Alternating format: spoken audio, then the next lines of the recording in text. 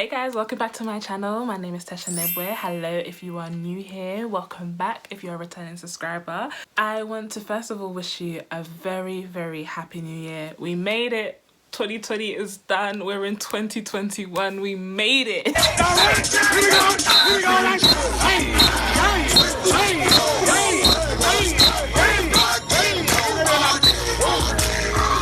It was about time, because honestly, like, the way I was counting down the days in December, I was just like, I need this year to end.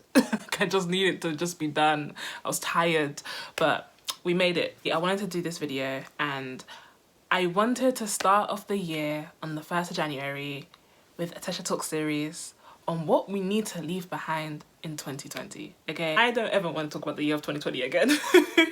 Really and truly, like, it was that bad. Like, I wouldn't necessarily say I hated every minute of it, because I mean, I started my channel in 2020, but God, if you had told me in 2019 that this is what 2020 would have been like, I would have told you, well, give me another holiday. Let me party a little bit longer, because this is not it. So in this video, I'm going to be talking about 5 bad habits that we need to leave to make sure that we go into 2021 enjoying, and we go into 2021 with better understanding of ourselves. Okay, so habit number 1, we need to just get rid of procrastination. Like, just dead it in the water. It just needs to no longer happen, because I feel like procrastination is the reason why a lot of us, when it came to 2020, we were so used to making excuses. Like, we were so used to, oh, I'll make sure I do that tomorrow, or I'll make sure I'll do that next week, or when I have a little bit more time, I'll make sure I do this. And 2020 really came to show us, yeah, no, all of your excuses are gone now, so what are you gonna do? For those of you that were procrastinating and saying, oh yeah, like, I'm gonna open my Bible tomorrow morning, and I'll start journaling tomorrow, and I'll start doing this tomorrow, I'll start doing that tomorrow. 2020 really just stood still. You had no more excuses. So if you wasn't doing it, it's because you just genuinely did not want it enough. We need to stop procrastinating. We need to make sure that if you want to do something, do it. You want to lose that weight? Get started on doing your home workouts. You want to start that YouTube channel? It's not going to start itself. You need to record a video. You want to make sure that you stay on top of editing? Get yourself some kind of organization. Just make sure you are not procrastinating this year. 2020 showed you that time waits for no one. Like, time will continue. So if you want to get something done, you got to do it yourself. So no more procrastinating. We got to hold each other accountable now. Okay, there's no excuses anymore. The second thing that I want us to leave in 2020, and this, I'm even going to shade my girls right now, self-doubt. There is nothing that you have to doubt. That there's nothing that you want to do that means that you have to self-doubt at all. If I am trying to tell you that you can do that YouTube channel, or you can make that Instagram page, and you can launch that business, and you turn around and tell me, oh, well, I don't really feel like I can. Who told you that? Look how many people have done it. Like, this year, I'm pretty sure that YouTube is going to see like a boom in numbers, because so many people created their YouTube channels last year. Stop doubting yourself. You are capable enough. If you are capable enough to dream the idea, you are capable enough to do it. You want to build a successful business? Start. You want to make sure that you are the next YouTube sensation? Start. You want to take over, I don't know, you want to do something, you want to further your career, and you feel like, oh, I haven't got the skill sets to do so. Okay, the University of YouTube is free. You want to become a manager in a new field that you haven't got any well, you didn't have any previous interest in, but now you've taken up new interest. Find out how you can get into that lane. Stop selling yourself short. Stop doubting your abilities. You are capable and you are able. This is me come to tell you that you need to stop giving yourself excuses and stop trying to sell yourself short. Stop doubting yourself. Just stop it. Just completely just stop it.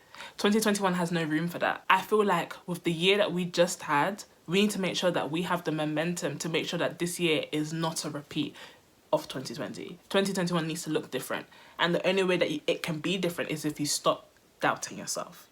Now, this third one is close to my heart, because 2020 last year, when it came to social media, I think this is the most toxic social media had been, just for me, in terms of how much people were feeding into bad information on their timeline. I need everyone to understand something. You curate your timeline, your feed, everything that you look at on a day-to-day basis. You are telling the app I like this. I like interacting with this. So keep showing me more. Twitter learns your behavior. Instagram learns your behavior. YouTube learns your behavior. If you watch 2 or 3 videos about elephants on YouTube, I guarantee you within half an hour, when you refresh your feed, you're going to get a recommended video on something to do with elephants. Same thing with Instagram. You like a particular thing enough times. I mean, I remember when I first started intentionally curate my explore page, and I kept liking Beyonce content, like anything to do with the Beehive, anything to do with that. And I remember one day I opened my explore page and there wasn't anything else on my timeline apart from Beyonce related content. That was it. Like literally anything to do with anything else, all the other things that I've liked wasn't showing up. It was just Beyonce content. Why? Because the algorithm learned anything to do with Beyonce, she's going to like it. So therefore we need to show her more of it so that she can get what she likes. Same thing that happens on Twitter. If you keep engaging with negative comments and you keep engaging with negative things and you constantly talking about, oh, you guys always do this, blah, blah, blah, you're always angry, you're always this. Okay, but you can create your content on your timeline.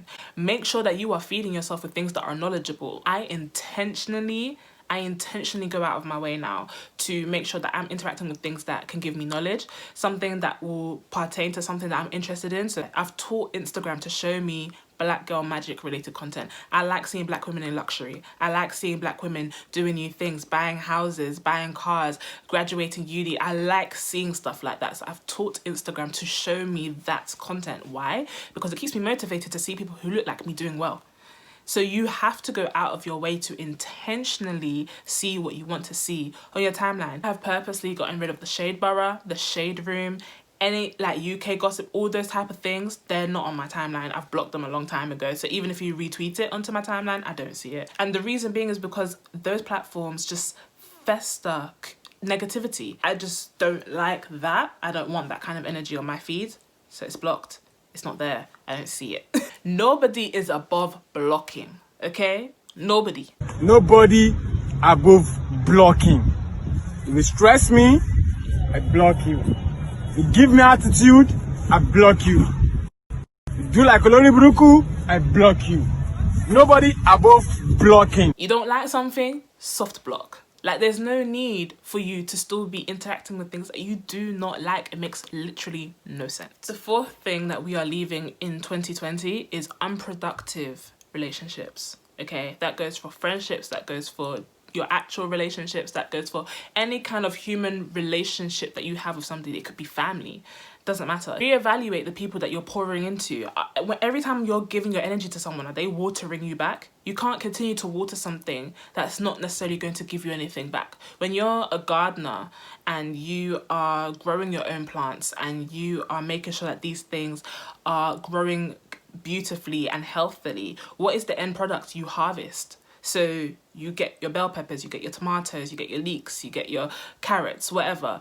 Farmers, gardeners, pretty much the same thing. You get something out of it at the end, right? As much as people always say, oh, you shouldn't be friends with people because they're giving you something, then what was the relationship based on? I am friends with my friends because as much as I pour into them, they pour into me. So when I'm having a bad day, I know that because of the relationship that we've had and all the good affirmations I've poured into them, they are going to reflect that back into me. They're going to remind me who I am. They're going to make sure that I remind myself who I am, you know?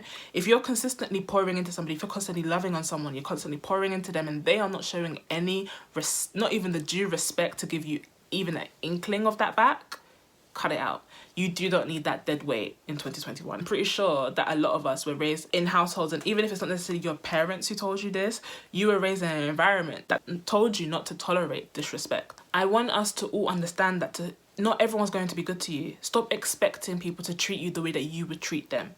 Okay, like, yes, it would be nice if the same way you're nice 90% of the time to someone, that they would be nice to you 90% sometimes. But sometimes people are only around you because of what you can do for them.